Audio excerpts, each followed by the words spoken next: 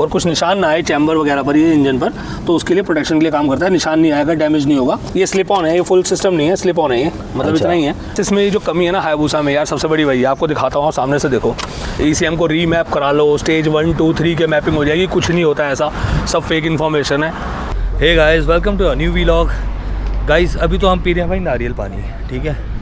और आज आपको बताऊं आज हम क्या करने वाले हैं। आज हम करने वाले हैं ओनरशिप रिव्यू इंडिया की सबसे डिमांडिंग सुपर बाइक का, जो कि है बूसा जेन 2, हायाबुसा जेन 2, ठीक है। मैंने आपको पहले ही बताया, पहले अगर आपने वीडियो देखे हो प्रीवियस हमारे, तो बंटी के पास बूसा भी है। ये सिर्फ उसको चलाता है राइड्स के लिए, जब ये लोग राइड पे जाते हैं अपने ग्रुप के साथ। वैसे जनरली NS चलाता है। आपने NS के 400 के कई वीडियो देखे होंगे, NS 400 के आपने कई वीडियो देखे होंगे। ये दिल्ली में दिल्ली में क्या, सॉरी, लोकल कम्यूट करने के लिए ये NS 400 चलाता है। राइड के लिए चलाता है ये हायाबुसा। तो अभी पहले सबसे पहले नारियल पानी पीते हैं, बूसा निकालते हैं, फिर आपको दिखाता हूँ आगे। सो फाइनली गाइज हमारी बूसा बाहर आ चुकी है, बंटी ने निकाल ली है। ये रही हमारी हायाबुसा। पहले मैं आपको एक बार दिखा देता हूँ हायाबुसा पास से, और फिर शुरू करते हैं बंटी से डिस्कस करना इसके बारे में, ठीक है।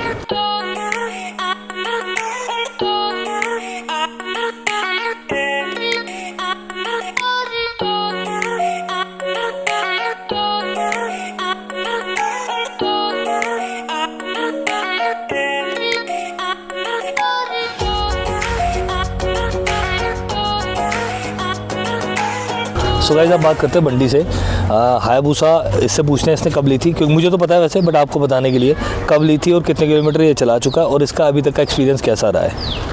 मैंने ली है ये 2024 कुछ जुलाई के आसपास, जून जुलाई में, और ऑलमोस्ट 8-10 महीने हुए हैं, ठीक है। और ये मैंने जब ली थी तो प्री ऑन ली थी मैंने ये, और ये कुछ 5000 किलोमीटर चली थी, और अब ये 17000 चला चुका हूँ। तो अप्रॉक्सीमेटली 12000 किलोमीटर चला दिया मैंने इतने टाइम में, और वो भी सिर्फ संडे राइड्स में ही ज़्यादा चली है, क्योंकि मैं संडे राइड्स करता हूँ, उसी लिए यूज़ करता हूँ। उसके अलावा वैसे यूज़ करता नहीं हूँ। दिल्ली से बाहर जाने के लिए यूज़ करता हूँ। सिटी के लिए मेरे पास NS 400 आपने पहले वीडियोस में देखा ही होगा, बट ज़्यादा लोकल में यूज़ नहीं करता हूँ मैं इसको। अच्छा, मतलब सिर्फ राइड के लिए यूज़ करते हैं, संडे राइड्स के लिए। हाँ, तो गाइस ये भी है कि ये ना सिर्फ राइड के लिए यूज़ करता है, इसीलिए हमें बहुत टाइम लग गया इसके रिव्यू करने में, क्योंकि ये जब भी मेरे पास आता है, हम मिलते हैं ना, तो इसके पास NS 400 होती है, बट ब्रूटल पावर है इसकी, लिटरली मतलब ऐसी पावर है।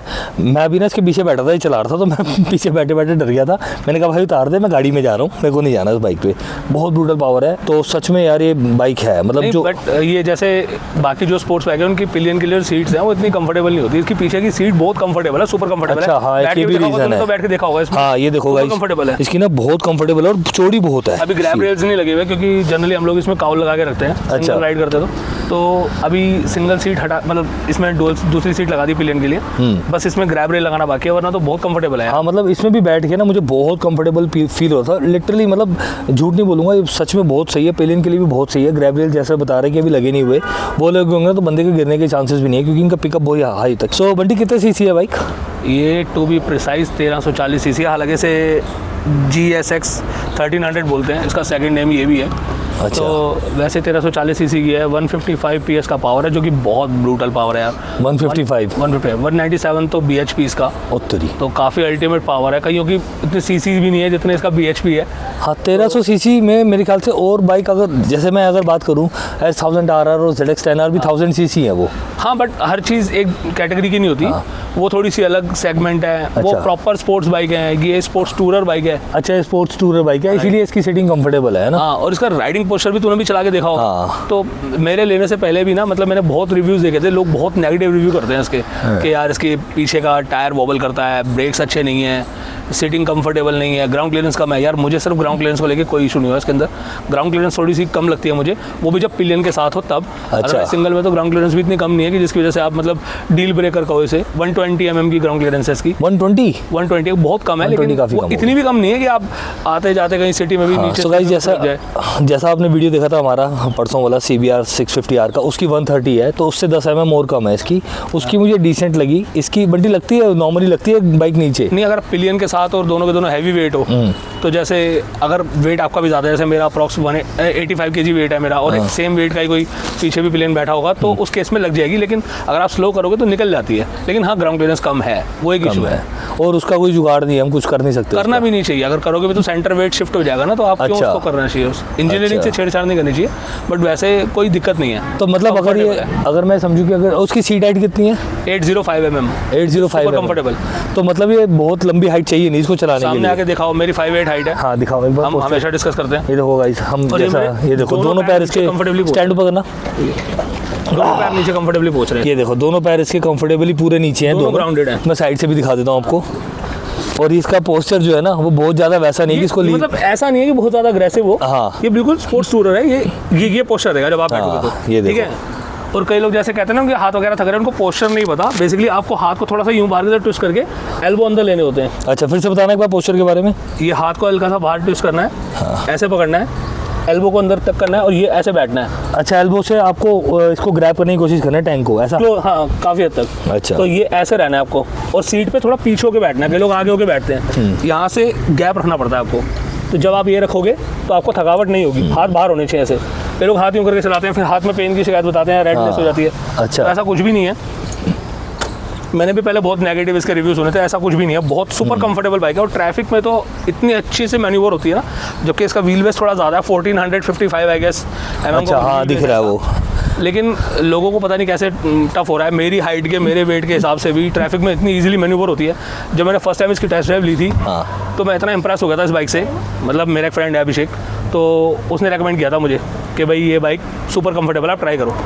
और गाइस एक सेकंड, मैं बता दूं जिसको ना पता हो, व्हील बेस कहते हैं आगे और पीछे पहिए के गैप को, जो भी इनके बीच में गैप होता है ना, दोनों व्हील्स के बीच में जो गैप है, उसको व्हील बेस कहते हैं। तो वो इसका वो बता रहे कि ये ज़्यादा, क्योंकि ये बाइक भी लंबी है एक्चुअली, वो ज़्यादा होने का ना बेनिफिट भी मिलता है हाईवेज पर। स्टेबिलिटी अच्छी मिलती है अगर हाई मतलब व्हील बेस ज़्यादा है तो। अच्छा, कम होता है तो सिटी के लिए, सिटी सेंटर्ड बाइक कह सकते हो आप उसे, कि भाई सिटी में मैन्यूवर करने के लिए चाहिए होती है। राइट। लेकिन जितना वेट और व्हील बेस है ना, उसके हिसाब से सिटी में इतनी अच्छे से मैन्यूवर होती है कि बहुत अल्टीमेट लगता है। क्योंकि सिटी में अगर आप चला रहे हो तो जनरली आपको ट्रैफिक में से निकलना पड़ता है, बीच में से। ये बाइक को मैंने पहले जब चलाया था तो मुझे लगा था शायद इतना आसान नहीं होगा इसको राइड करना, लेकिन ये बहुत इजीली, मतलब ऐसा था कई बार तो बाइक ये खुद ही अपने आप अपना रास्ता बना रही है। नहीं, मैं भी डर रहा था। मैंने S1000 भी चलाई थी बहुत थोड़ी सी, बट इसमें बैठ के मुझे लगा कि मैं अगर इसको 2 दिन प्रैक्टिस कर लूँ ना, मैं चला पाऊंगा बाइक को। मैं लिटरली गाइस आपको बता दूँ, मैं डर रहा था। अभी इसने मुझे पीछे बैठाया था, जब इसने बाइक खींची ना, तो ऐसा लग रहा था मुझे कोई पीछे फेंक रहा है।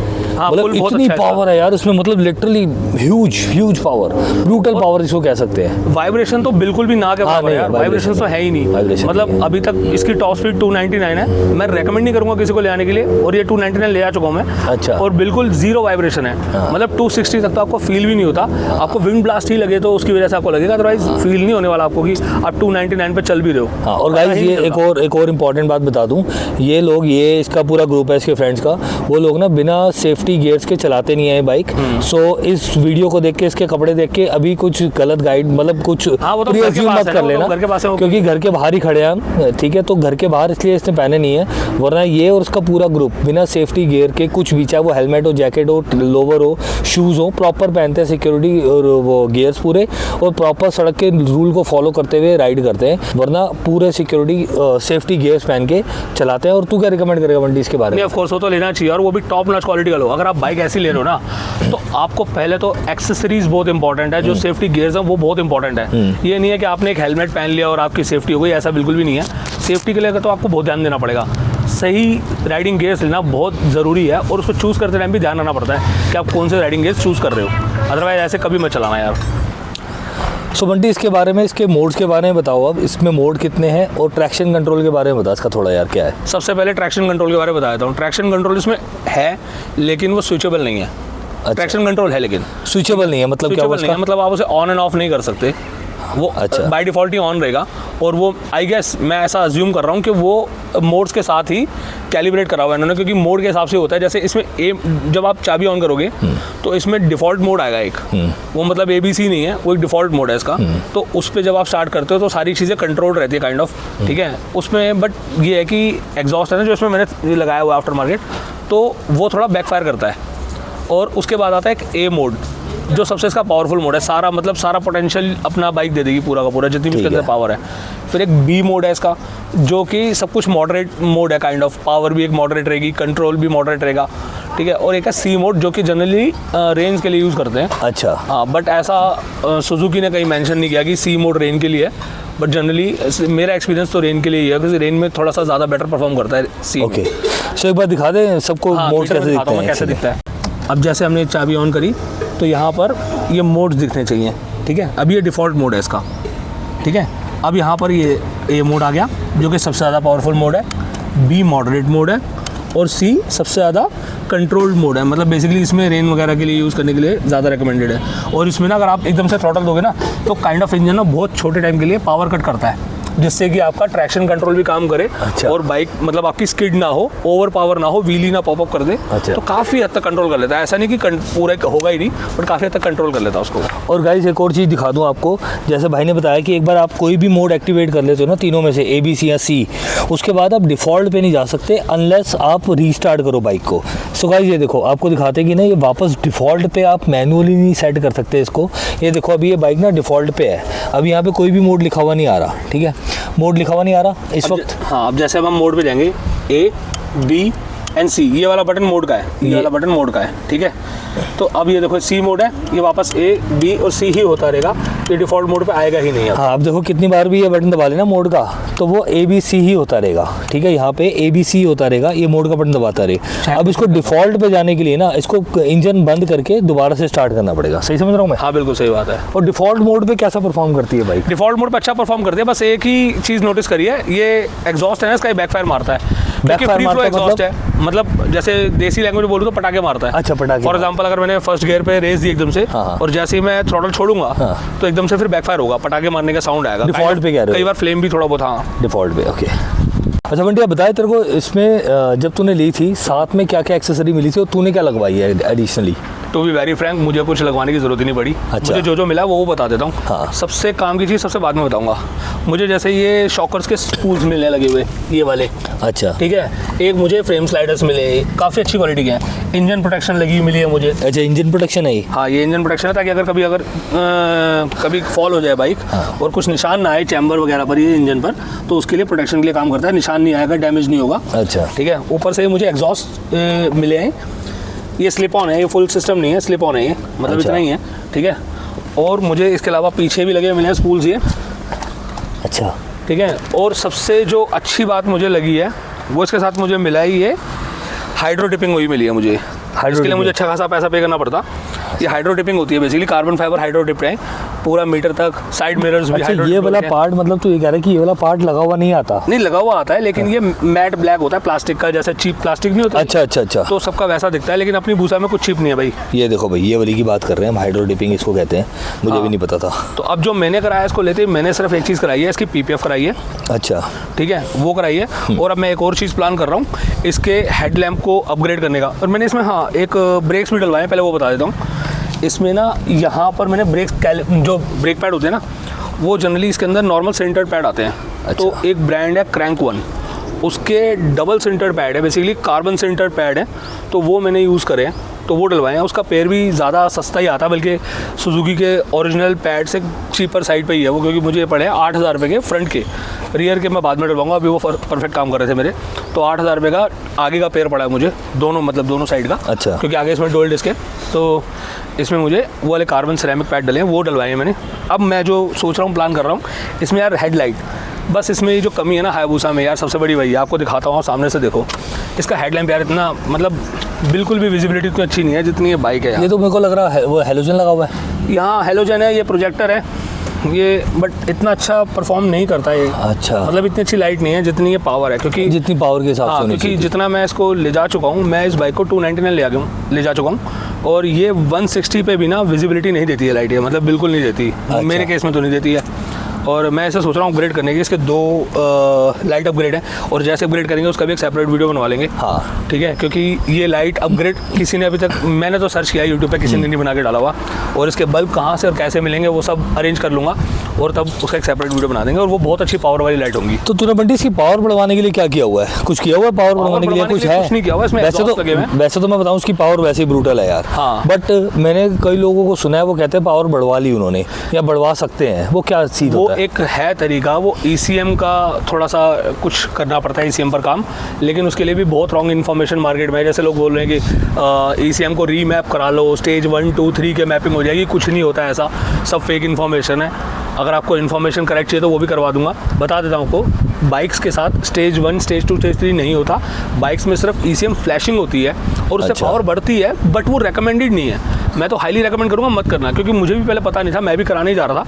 बट वो फिर चीज़ ठीक नहीं है। बाइक के साथ ना मैकेनिकल लेवल पे इस सब चीज़ों पे ठीक ख़राब नहीं करना चाहिए कुछ। और वैसे भी बहुत एनफ पावर है यार, 299 आप वैसे ही नहीं चला पाओगे। हाँ राइट, और 299 बहुत फास्ट है, स्पीड है ना। हाँ। जो इंडिया में बाइक्स आती हैं। हाँ 299 मैक्स स्पीड है, और उस ऊपर जाती नहीं है। हालांकि इसकी जो ये स्पीड है, तो वो तब वो नॉर्म नहीं आए थे तो 312 तक चली जाती है। अच्छा। 312 टॉप स्पीड इसकी सुजुकी की है अभी। और अगर कोई ECM को फ्लैश करा लेगा तो वो अप्रॉक्सीमेटली 340, 350 तक जा सकती है स्पीड। अच्छा ओके, तो मैं रेकमेंड नहीं करूँगा, कभी कराओ। अच्छा। और यार ये बता, एक इंपॉर्टेंट क्वेश्चन, इसकी माइलेज कितनी देती है ये अभी? ये माइलेज का बहुत बड़ा तेरा क्या एक्सपीरियंस रहा है माइलेज? मेरा एक्सपीरियंस तो रहा है कि मेरे को अप्रॉक्सी दे देती है 15 के राउंड, क्योंकि मैं भगाता बहुत हूँ। हाँ सिटी तो खैर क्या ही, मैं हाईवे पे ही चलता हूँ। और लेकिन हम राइड फास्ट करते हैं थोड़ा सा, तो उस केस में क्या होता है कि माइलेज थोड़ी सी आपकी फ्लक्चुएट होती है। 15 की कह रहा है? इसकी 15 के अप्रॉक्स आती है, कभी 12, कभी 15, कभी 17, इससे ऊपर कभी नहीं जाती। अच्छा, और कितने लीटर का टैंक है इसमें? इसका 21 लीटर का टैंक है यार। 21 लीटर का टैंक है और 15 की माइलेज देती है ये। अच्छा ठीक तो है। माइलेज अच्छी है इसकी। कोई 300 के करीब चल जाएगी एक टैंक फुल में। हाँ मोटा चल जाती है, बट मतलब ठीक है, माइलेज ठीक है, क्योंकि इस सेगमेंट में इससे अच्छी माइलेज कोई भी नहीं दे सकता। मैंने तो अभी तक ऐसी कोई बाइक नहीं देखी जो इतनी अच्छी माइलेज दे देती हो। अच्छा, और एक बहुत इंपॉर्टेंट क्वेश्चन, अगर क्योंकि ये वीडियो देख के कई भाई लोग हमारे सोचेंगे कि वो भी हायाबुसा ले ले, वो अगर कोई सुपर बाइक लेने का प्लान कर रहे होंगे तो शायद, क्योंकि मेरे भी ना दिमाग में आ गया गाइस, जैसे आपने देखा था ना CBR हमने बुक कर लिया, हमने 2 जगह बुकिंग अमाउंट दे चुके हैं हम उसका, तो बुक कर लिया है। ये चलाने के बाद ना, सच बताऊँ मैंने पहली बार चलाई है, इसके पास है बट मैंने पहली बार चलाई है। तो इसको चलाने के बाद ना मेरा भी मन थोड़ा सा कर रहा है कि भाई हायाबुसा ले लो, चाहे प्री ऑन ले लो, क्योंकि इसका नई का लेने का तो मेरा ना बजट है, तो चाहे प्री ऑन ले लो बट हायाबुसा ले लो, मेरा ही मन कर रहा है। हो सकता है आप में से किसी भाई का भी कर रहा हो। तो हमने बाकी सारी बातें कर ली, इसके इंजन के बारे में बात कर ली, कितनी पावर जनरेट करता है, सीट हाइट कितनी है, ग्राउंड क्लियरेंस कितनी है, एक्सेसरी क्या क्या लगवाई है। बट बहुत इंपॉर्टेंट है ये भी जानना कि इसकी मेंटेनेंस कैसी है, इसकी सर्विस कॉस्ट कितनी आती है जब तू कराता है। अब जो मैं बता दूंगा वो तो कोई मानेगा ही नहीं जो ऑन नहीं करता सुजुकी हायाबुसा को। रेफरेंस के लिए एक बात बताता हूँ, जैसे हमारी NS 400 है, तो उसकी मेंटेनेंस कॉस्ट अप्रॉक्सीमेटली 3 से 3.5 हज़ार रुपये सर्विस कॉस्ट जनरली रहती है 5,000 किलोमीटर की। और ये इतनी बड़ी बाइक होने के बावजूद भी अगर मैं आपको बताऊं कि हर 5,000 किलोमीटर पे इसकी सर्विस कॉस्ट 11 से 13,000 रुपये, तो कोई शायद बिलीव भी नहीं करेगा। जबकि इसमें इंजन ऑयल भी 3100 ml डलता है, ऑलमोस्ट 3.5 लीटर का ऑयल डलता है, क्योंकि इसमें कुछ इंजन ऑयल के एडिटिव्स भी डलते हैं। अच्छा। और 31 ml इंजन ऑयल की कैपेसिटी है। तो ये 4 सिलेंडर इंजन है? ये 4 सिलेंडर है, इनलाइन 4 है। इनलाइन 4 है, ओके वाओ। तो वो इतना सब कुछ होने के बाद भी इसकी सर्विस कॉस्ट 11 से 13,000 रुपये रहती है पर सर्विस। हाँ, मैंने क्या कर रखा है मैं आपको बता देता हूँ। जो मैंने इसमें लगाया है, मैंने इसमें परफॉर्मेंस का एयर फिल्टर लगा रखा है BMC ब्रांड का। मतलब 2 आते हैं, एक KNN का आता है, एक BMC का आता है। BMC थोड़ा बेटर लगता है मुझे, ये अपनी पर्सनल प्रेफरेंस हो सकती है हर एक की। तो BMC का एयर फिल्टर मुझे पड़ा था, वो लाइफ टाइम बोलते हैं, बट उसकी लाइफ 25,000 किलोमीटर के अप्रॉक्स होती है, क्योंकि हर सर्विस में 5,000 किलोमीटर में सर्विस होती है। और हर एक सर्विस में उसको मतलब रीयूजेबल बना देते हैं वो लोग, कुछ केमिकल से वॉश करके, और फिर एक लो विस्कोसिटी ऑयल थोड़ा सा उस पर लगा देते हैं, जिससे कि एयर इनफ्लो थोड़ा बेटर रहता है। एयर इनफ्लो अच्छा होता है उसका, तो उसकी वजह से उसकी परफॉर्मेंस ज़्यादा बेटर मिल पाती है, पिकअप थोड़ा सा इनहेंस हो जाता है, परफॉर्मेंस थोड़ी सी अच्छी हो जाती है। तो वो एयर फिल्टर की कॉस्ट आपको 10,000 रुपये पड़ेगी। और वैसे अगर आप हर 5,000 किलोमीटर में सर्विस कराओगे तो हर 5,000 किलोमीटर पर हायाबुसा का जो एयर फिल्टर है वो सुजुकी आपको 3,500 से 3,700 रुपये का देगा, 3,500 से 3,700 रुपये का। अच्छा। तो मुझे वो चाहिए नहीं था, क्योंकि उसमें एयर फ्लो थोड़ा कम भी रहता है, और मुझे हर सर्विस में 3,500-4,000 रुपये पे करने ही पड़ रहे हैं। तो मैं बजाय उसके कि एक बार 10,000 रुपये खर्च करके परफॉर्मेंस वाला एयर फिल्टर लगा लूँ, जो कि मेरा ऑलमोस्ट 5 सर्विस तक निकल जाएगा। 25,000 किलोमीटर चलता है, 25,000 किलोमीटर चल जाता है, तो वो लगा लिया मैंने, उससे परफॉर्मेंस भी अच्छी हो गई। तो अब इससे मेरा सर्विस कॉस्ट 3,500 से 4,000 रुपये कम भी हो गया। अच्छा। और एक काम थोड़ा सा मेरा खर्चा इसलिए बढ़ गया क्योंकि मैं सुजुकी का रेकमेंडेड ऑयल यूज़ नहीं करता हूँ, मैं मोटोल का 300V यूज़ करता हूँ। उसकी कॉस्ट मुझे कुछ अप्रॉक्सीमेटली 1,200 से 1,250 रुपये पर लीटर पड़ती है। लेकिन वो ऑयल मुझे पर्सनली सुजुकी के जो खुद का ऑयल है उनसे बेटर लग रहा है, बेटर लगता तो मैं वो डलवाता हूँ।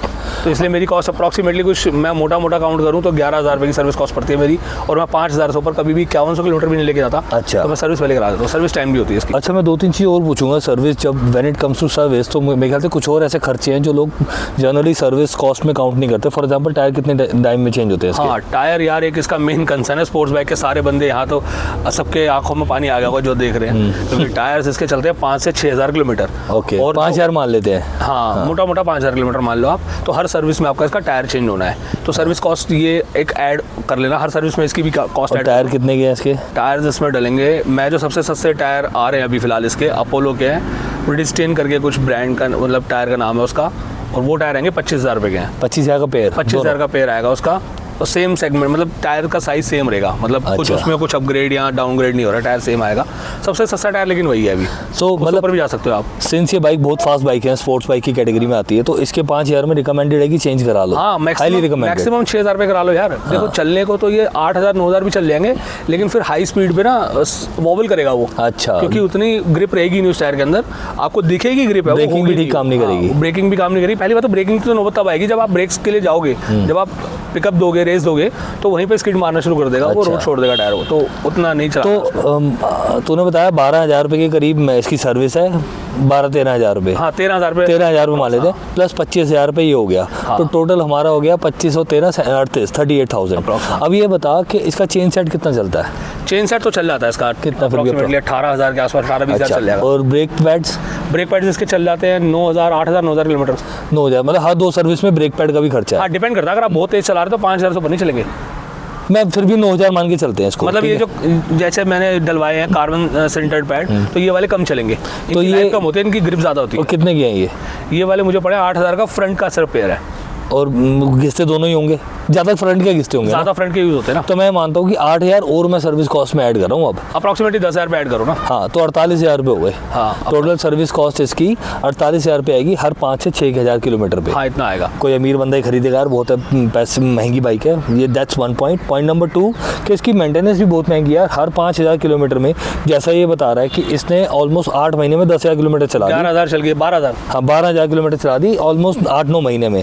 तो मतलब इसकी मैं एवरेज निकालूँ तो 1,000 किलोमीटर पर मंथ से ज़्यादा चला रहा है। बिल्कुल। मैं 1,000 भी मान के चलता हूँ, हर 5 महीने में ये 4 से 5 महीने में ये इस पे 40 से 50,000 रुपये खर्च रहा है बाइक पे। आप एवरेज ऐसे पकड़ो ना, हर संडे राइड पे ऑलमोस्ट 250 किलोमीटर चल जाती है। हाँ। तो उसके अलावा भी अगर आप चलाते हो तो बात अलग है, 250 किलोमीटर हर संडे राइड पे चल रही है, और अभी कॉस्ट कर लो ऐड। हाँ, तो ये मतलब 40 से 50,000 रुपये इसको हर 5 से 6 महीने में, 4 से 5 महीने में चाहिए बाइक को। तो सर्विस कॉस्ट अलग है ना, लेकिन वियर एंड टियर अलग है। अब जैसे brake pad wear and tear का पार्ट है, टायर्स भी वियर एंड टियर का पार्ट है, चेन सेट भी वियर एंड टियर का पार्ट है। मोर और लेस ना सारी सुपर बाइक्स के इतने ही खर्चे होते हैं, कुछ 10-15% 20% प्लस माइनस होता है बस। सही समझ रहा हूँ मंडी? बिल्कुल। मैक्सिमम सुपर बाइक्स के इन लोगों के पास S1000 RR भी है, उसका भी मतलब उस पर तो सेपरेट वीडियो बनाएंगे हम, but just to have an idea कि उसकी भी और मोर और लेस इतनी ही वो होती है। तो गाइस, ये जो हमने अभी खर्चे की बात की है ना, ये हमारा मतलब सर्विस कॉस्ट अलग है डेफिनेटली। सर्विस का मतलब सर्विस ही होता है। जो हमने टोटल बात करी है कि 45 से 50,000 रुपये खर्चा है, वो खर्चा है एक्चुअली। उसमें वेयर एंड टेयर भी आता है और उसमें सर्विस कॉस्ट भी आती है। मतलब सर्विस में सर्विस वाली चीज़ें आएंगी, वेयर एंड टेयर में tyre, chain set, disc pad, clutch plate, ये सब जैसा भाई ने मेंशन किया वो सब आता है। सो बंटी, तेरा यूज़र एक्सपीरियंस के बारे में बता हमें कुछ। जब तू चलाता है रोड पे, तूने 10,000 किलोमीटर चला दी, मोर देन 10,000 किलोमीटर चला दी, तेरा यूज़र एक्सपीरियंस कैसा रहा है इसका? यूज़र एक्सपीरियंस एक नंबर है मेरा। लेने से पहले का अलग है, लेने के बाद का अलग है। अच्छा यार, ये वो बाइक है जिसने धूम 1 में धूम मचाई थी, और एक्चुअल में धूम से पहले की धूम मचा रही है। अच्छा। क्योंकि ये ईयर 99 से आ रही है। 1999 से बाइक लॉन्च हो गया, अभी तक अपनी लेगेसी मेंटेन कर रही है इस बाइक ने। ये वो लेजेंड बाइक है। कईयों की एज नहीं है इतनी जितनी एज से ये बाइक चलती आ रही है, ठीक है। और इतना अल्टीमेट परफॉर्मेंस है, कहीं से निकलो हेड टर्नर है, पब्लिक रिएक्शन तो अल्टीमेट मिलते हैं। हाँ राइट, ये तो देख लिया मैंने भाई। भी वो देख लिया अभी गाइस, मैं चला रहा था जैसे बता दूं भाई, लोग घरों से बाहर निकल के देख रहे हैं भाई, क्योंकि इसकी तो आवाज़ इतनी ज़बरदस्त, बहुत ही मस्त आवाज़ भी सुनाता हूँ इसकी। हल्की सी रेस दो आप और आवाज़ सुनो, पहले आवाज़ सुनो गाइस इसकी, फिर आगे बात करेंगे हम। बंटी माइक पास कर दियो, चल मैं कर देता हूँ।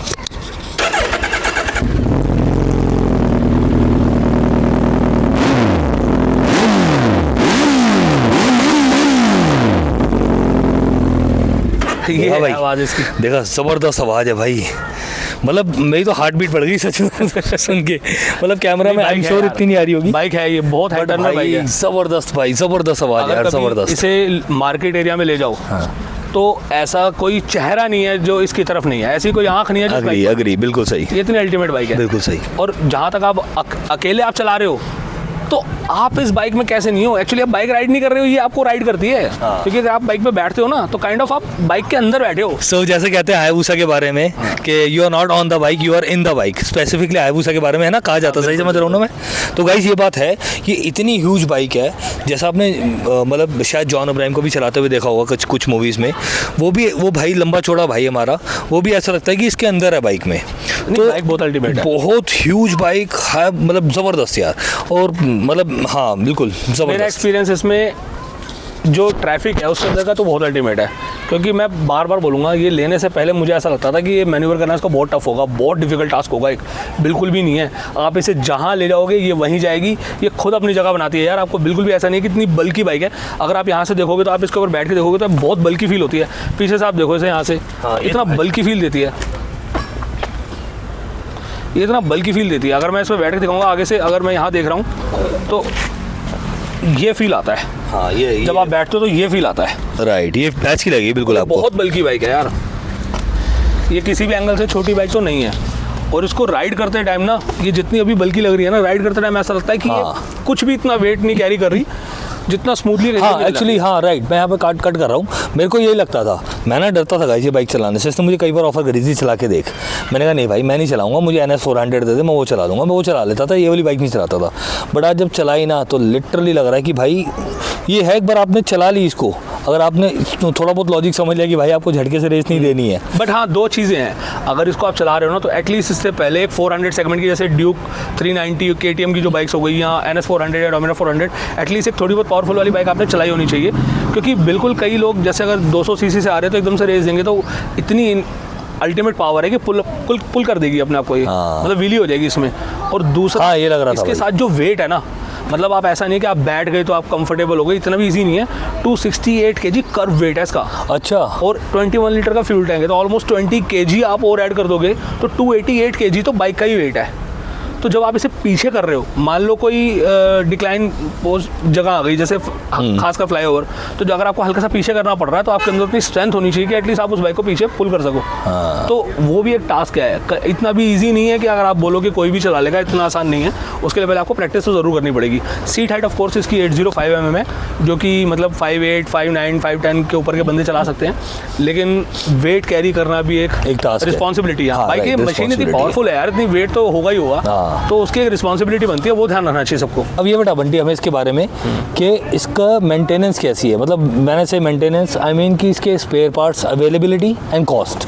हाँ बाकी सब तो अवेलेबल हो जाता है, बॉडी पार्ट्स के लिए थोड़ा वेट करना पड़ेगा क्योंकि वो बाहर से इंपोर्ट होते हैं, बाहर से आते हैं। हाँ अच्छा। बॉडी पार्ट्स के लिए जैसे हमारे साथ भी एक थोड़ा सा इशू हो गया था सर्विस सेंटर में ही, उनके ही मतलब थोड़ा सा इशू किया, बाइक एक साइड गिर गई थी तो इसका भी साइड फेयरिंग ये लाना पड़ा था। तो उसमें भी अप्रॉक्सीमेटली कुछ 40 दिन के आसपास लग गए थे उनको लाने के लिए। अच्छा। क्योंकि इम्पोर्ट करना पड़ा था, तो वो एक टास्क है। बाकी मैकेनिकली कोई ऐसा पार्ट नहीं है जो मतलब इतना वेट कराए। जैसे फॉर एग्जांपल कल को मीटर डैमेज हो गया, या इंजन में कुछ प्रॉब्लम आ गई, या एयर फिल्टर या ऑयल फिल्टर या चेन स्प्रॉकेट या अलॉयज़ या चैसिस या स्विंग आर्म या साइड मिरर्स, तो ये सब इजीली मिल जाते हैं। बट जो फेयरिंग वगैरह है या बॉडी पार्ट है, सीट काउल है, ये सब चीज़ों के लिए थोड़ा टाइम वेट करना पड़ सकता है। क्योंकि ये इतनी जल्दी मतलब ईजीली डैमेज होने वाले पार्ट हैं भी नहीं, तो इनको सर्विस सेंटर वाले रखेंगे भी नहीं क्योंकि डैमेज भी बहुत है, तो बहुत कॉस्टली है। एक साइड का सिर्फ फेयरिंग 27,000 का है। अच्छा, एक साइड का, वो भी हाफ फेयरिंग बता रहा हूँ, ये 2 पीसेस में है। हाफ फेयरिंग सिर्फ 27,000 का है। वाओ। मैं अच्छा एक बात और इम्पॉर्टेंट, जिन्होंने कभी सुपर बाइक नहीं चलाई उनके लिए, कि जैसे लोग नॉर्मली लोकल मैकेनिक से काम करा लेते अपने घर के आसपास, नहीं। पहले बात तो कराना नहीं चाहिए, बिल्कुल नहीं कराना। दूसरा इसके होते भी नहीं अवेलेबल इजीली मेरे ख्याल से। इसको ऐसा तो नहीं कि कोई भी मैकेनिक इसको रिपेयर कर देगा? नहीं, वो हाँ तो कर देंगे क्योंकि वो इतने स्किल्ड नहीं होते, वो हाँ कर देंगे। उनको चाहिए कि हम किसी बाइक पे काम करें, बट करवाना मत यार, क्योंकि एक बार अगर कुछ चीज़ खुल गई ना उनसे गलत, तो वो फिर उनसे बंद ज़रूर नहीं होगी। तो फिर आपको फिर टो करा के कहीं सर्विस सेंटर ले आनी पड़ेगी। तो इससे बेटर है कि पहले ही आप सर्विस सेंटर या किसी ऑथोराइज्ड जो सर्विस रिपेयर वाले हो उनसे ही कराओ, ऐसे बाहर कहीं करवाओ दबाओ ही मत। अच्छा हाँ ठीक है, परफेक्ट है परफेक्ट है। सो अब बात करते हैं फाइनल बंटी इसकी कॉस्टिंग की, इसकी प्राइसिंग की मतलब। तो ये तूने बताया जेन 2 है हमारे Gen 2 पास, है है। ना। जेन 3 इस वक्त लेटेस्ट अवेलेबल है, तो जेन 2 न्यू तो नहीं आ रही होगी? जेन 2 डिसकंटिन्यू हो गई है। हाँ, जेन 3 नहीं है, उसका ऑन रोड प्राइस कितना है इस वक्त दिल्ली में? जेन 3 दिल्ली में अभी 20,80,000 की आ रही है, टू बी प्रिसाइज। 21,80,000 थोड़ा बहुत 10-20 हज़ार का ऊपर नीचे है, ठीक है। और अगर आपको जेन 2 ही चाहिए तो जैसे मैंने लिया प्री ऑन, मुझे जेन 2 ही चाहिए थी, जेन 3 की तरफ मैं जा भी नहीं रहा था, तो वो 2020 में आनी बंद हो गई थी, और 2020 का ही मॉडल है ये वाला भी। अच्छा ठीक है। तो अगर आपको ऐसा ही चाहिए तो मिंट कंडीशन जैसे अपनी है, तो ऐसी चाहिए तो 13 से 15 लाख के बीच में प्री ऑन मिलेगी आपको। अच्छा हाँ, और बाकी न्यू तो फिर प्राइस पता ही है आपको। हाँ ठीक है। सो गाइस, ये आप सिनेमैटिक इन्जॉय करो बाइक के जो हमने रिकॉर्ड करे हैं। और एक डिस्क्लेमर दे दूंगा बहुत पहले कि ना बिना सेफ्टी गियर्स, हेलमेट और बाकी सेफ्टी गियर्स और इतनी स्पीड पर आपको बिल्कुल भी बाइक नहीं चलानी है कभी भी। हम सिर्फ घर के बाहर आए हैं, थोड़ी सी राइड कर रहे हैं, वीडियो रिकॉर्ड करने के लिए बना रहा हूँ, बट बिना हेलमेट के, बिना सेफ्टी गियर्स के वी हाईली रिकमेंड कि बाइक मत चलाओ आप कभी भी।